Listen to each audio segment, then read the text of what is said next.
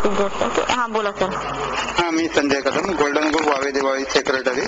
आमची संस्था रायगड जिल्ह्यात सामाजिक आणि शैक्षणिक आणि आरोग्यविषयक प्रश्नांवर काम करते.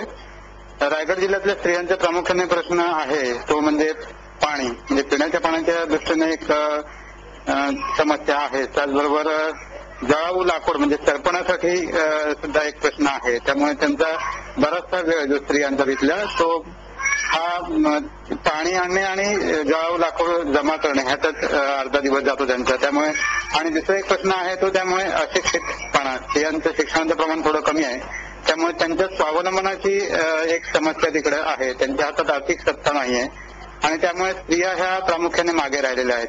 चूल आणि मूल याच्या पलीकडे जर स्त्रियांना जायचं असेल शिक्षण घेणं त्यांच्यासाठी महत्वाचं आहे. आणि जर एक स्त्री शिकली तर संपूर्ण कुटुंब त्यातून शिकून एक कुटुंबाला एक नवी दिशा मिळेल अशी एक प्रामुख्याने ह्या दोन समस्या आहेत.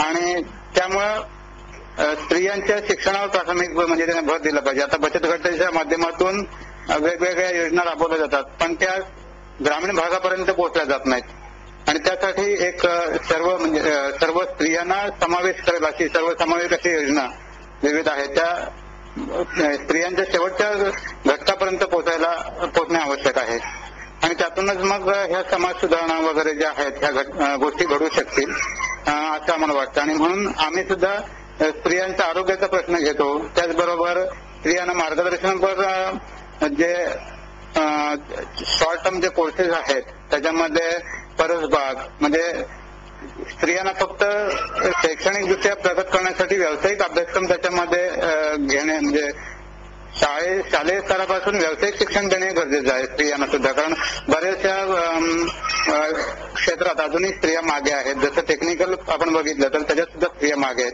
त्यासाठी स्त्रियांना त्या क्षेत्रात देण्यासाठी प्रवृत्त केलं पाहिजे आणि तसं समाज प्रबोधन केलं गेलं पाहिजे. आणि ह्यातूनच स्त्रियांची जर प्रगती झाली तर ते संपूर्ण कुटुंब सुधारेल आणि हा एक प्रश्न स्त्रियांचा प्रश्न जो आहे तो त्यातून सुटू शकेल असं मला वाटतंय.